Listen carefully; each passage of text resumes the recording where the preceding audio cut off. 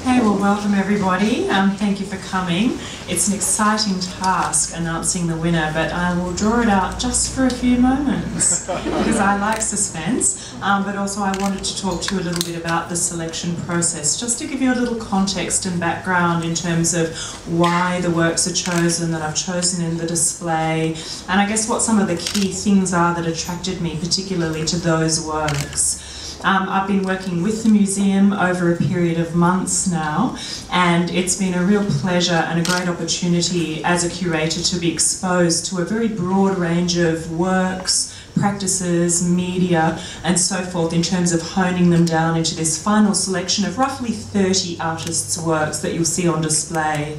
They encompass a range of media from painting, printmaking and drawing through to photography, film, sculpture, installation, a whole range of different things, some things tiny, some things very big, and a lot of things I think very playful as well. I guess one of the things that has attracted me to selecting the works on display is the idea of craft and the handmade quality of a lot of the work you'll see on display. There's a very strong sense of tactility, the human touch, and also materiality to the works that you'll see tonight. There are works that use wool and fibre, they use slip cast porcelain, they use timber, they use an array of, I guess, very kind of hands-on materials, but also processes to realise their final form. There's a lot of labour and love that's gone into creating these works. Some are woven, some are printed, some are filmed and so on. But I guess one of the things that you see is an element of very careful, considered production and a certain amount of time invested in making these objects. So firstly, I find that a really interesting thing, and that's really guided my selection. There are a couple of other themes within the exhibition that you'll see, apart from the representation of works that are using these very tactile media and these ideas about craft and the act of making. There are also a really nice selection of photographic and video works, and within those works you'll see a really interesting consideration of portraiture, for example, the representation of the human face or the human form. Some of the artists are looking very much at ideas about beauty and youth, but also the process of aging. There are also some works which consider more broadly the landscape in the exhibition, the representation of domestic life, you know, scenes that you might expect from your photographic album, you know, your family's album or mine. So there are elements, I guess, of recognition in some of these works too that I guess are distinctly personal, but at the same time quite universal in terms of, you know, we can all kind of respond to them and have similar images in our own homes. Now, in terms of making the decision about a winner, necessarily this is a tough decision because, you know, you're spoilt for choice. There were several hundred entries this year for the award.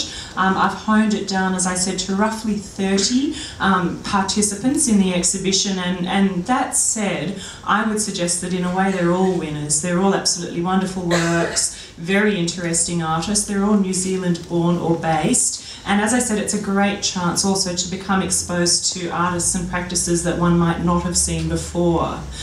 Now, in terms of selecting one award recipient from this really wonderfully talented pool of people, the artist that I have chosen to give the award to tonight is an artist called Locust Jones. That's locust as in plague of locusts, if you wonder how to spell it. I think he's a wonderful artist, and what you'll see in terms of his work is, I guess, a really interesting drawing practice, but he's taken the idea of drawing and he's transformed it into a three-dimensional sculptural form. So what you'll see when you look at his works is a series of 4 handcrafted orbs. They're sort of these round shapes about this big. One of them's a little bit smaller, so they're essentially like little globes, little planets of the Earth, and each of them he's composed from strips of paper that he's transcribed global news headlines across in pen and gesso and ink, and then he's pasted them over and over and over to create these sort of papier-mâché forms that are kind of like world globes, world maps. But essentially, in terms of what the work is about, he's somebody who trawls global internet sites looking at news headlines, very interested in current politics. He's looking at both, I guess, the current times in terms of war, the war on terrorism, Afghanistan and so on, but he's also looking at environmental issues in these works. He's looking at rising sea levels, the idea of climate change and so on. So one of the orbs, for example, is purely text, and it is a transcription of headlines. You'll recognise different words in there. For example, you can see a bit of a word saying Afghanistan. You can see various other words that quite clearly are harking back to news headlines. One of the other orbs has a series of images that refer to drone or unmanned fighter planes that trawl back and forth over Afghanistan looking for terrorist cells. Another of the orbs is looking at water and rising sea levels and the question of climate change. And another orb has a series of collaged faces. They're faces of soldiers, of politicians, of protesters, of students, community members, all of whom have a voice. So I guess the two reasons that I'm drawn to choosing this particular work to receive the award tonight are, first of all, this sense of materiality, labour, the consumption of time in producing this very kind of handcrafted, delicate, quite beautiful work. But also I'm really attracted to the ideas that it's looking at the world in which we live. I guess it's looking at the complexities of that world and the idea that there are, I guess, no clear winners or losers, you know, within our times of I guess, heightened global conflict and environmental questions. So on that basis, it gives me real pleasure to give Locus the award. But again, I'd like to take